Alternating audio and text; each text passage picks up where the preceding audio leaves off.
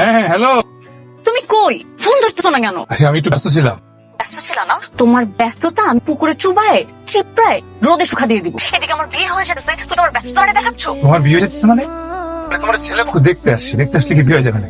আর যদি হয়ে যায়, দেখা গেল ছেলে পক্ষে কোনো মাথা মোটা মুরগি বলে বসলো, এই মাই আমাদের পছন্দ হয়ে গেছে, আজকে আমরা আক্ত করে বাড়িতে ফিরব, তখন আমার কি হবে? তখন তোমার বিয়ে হয়ে যাবে, তাই না? আমি তো পছন্দ হওয়ার মতোই মেয়ে। জীবনে তো একবার মাথাটা উঁচু করে আমার দিকে তাকায় দেখো নাই। যদি দেখতা তাহলে বুঝতা কত সুন্দরী, কত গুণবতী মেয়ের সাথে তুমি প্রেম করো। আর যদি বুঝতা না, তাহলে বাবা মাকে নিয়ে আমাকে সামনে হাজির থাকতা বিয়ের প্রস্তাব নিয়ে। তা তো করতে পারলা না। শোনো, আমি এত কিছু বুঝি না, আমি কিন্তু অন্য কাউকে বিয়ে করতে পারবো না। তুমি এই মুহূর্তে আমার বাড়িতে আসবা, আমার বাবা মার সাথে কথা বলবা, বিয়ের প্রস্তাব নিয়ে আসবা। তুমি আমার আর কয়েকটা দিন সময় দাও, আমি কথা বললেই তোমার জানাইতেছি। হ্যাঁ, তোর সময়ের আমি গোষ্ঠী কিলাই, তুই ফোন রাখ।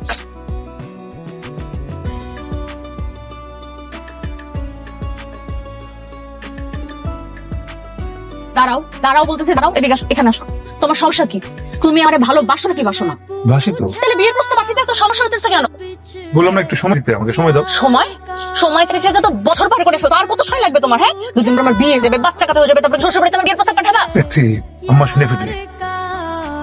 আমার শোনা শুনে ফেলছে, আমার পিছনে দাঁড়ায় আছে। হ্যাঁ, আম্মা, আমি দেখতে কেমন বলতো? খুব সুন্দর। ছেলের বউ হিসেবে আমার আপনাকে ভালো লাগে? খুব ভালো লাগে। আম্মা, মেহেরে দেখাই। আমার হাতে ঠিক আছে? খুব সুন্দর। আমার চুল দেখেন, আমার চুলগুলো কিন্তু বড় আছে। খুব সুন্দর। এবার আমার আসি রান্না বান্নায়। রান্না বান্নার ব্যাপারে কিন্তু আমি এক নাম্বার। আমি বাড়িতে যখনই ভালো মন্দ কিছু রান্না বান্না করছি, আপনাদের বাড়িতে কিন্তু তরকারি এসে তখন খাইছেন, কিন্তু বুঝেন নাই। এখন তো বুঝছেন কেন আপনার বাড়িতে রান্না বান্না আসছে। তাহলে আম্মা বুঝে গেছেন আমার হাতে রান্না বান্না কেমন। আমি আপনাকে কথা দিতেছি আম্মা, এই বাড়িতে যদি আমি ছেলের বউ হয়ে আসি, আপনি একদম পার উপরে পাতলে হুকুম করেন, আমি আপনার সব হুকুম মেনে নিবো। এবার বলেন আম্মা, আপনি কি ছেলে বউ হিসেবে আমাকে পছন্দ? খুব পছন্দ। অনেক কথা বলছিস, আর বলতে হবে না। আম্মা কি করবো বলেন? কাউকে না কাউকে কথাই বলতে হবে। আপনি যদি ও কথা বলতে পারতো, তাহলে কি আমাকে এত কথা বলতে তো? আব্বা, আপনি আব্বা সামনে তো ডাকতে হবে, জন্য ভাবলাম আজকে থেকে ডাকা শুরু করে দিই। আব্বা, আপনাকে একটা কথা বলি, আপনার ছেলের সাথে আমার 3 বছরের প্রেম, কিন্তু সে বাড়িতে সাহস করে তার বিয়ের কথা বলতে পারতিস না, সে নাকি ভয় পায়। আমি বললাম, আব্বা কি বাঘ নাকি ভাল্লু? আব্বাকে তো ভয় পাওয়ার কি আছে, তাই না আব্বা?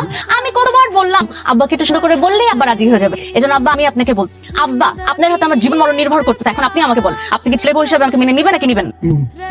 হ্যাঁ, দেখছো, মেনে নিব। আব্বা, তাহলে আপনি বলেন, আমাদের বাড়িতে আপনি বিয়ের প্রস্তাব নিয়ে যাবেন? আব্বা, কোথায় যাচ্ছেন? এখনই যাবেন আব্বা? আব্বা একটু দাঁড়ান, সালাম করে নিই। নিয়ে আসো।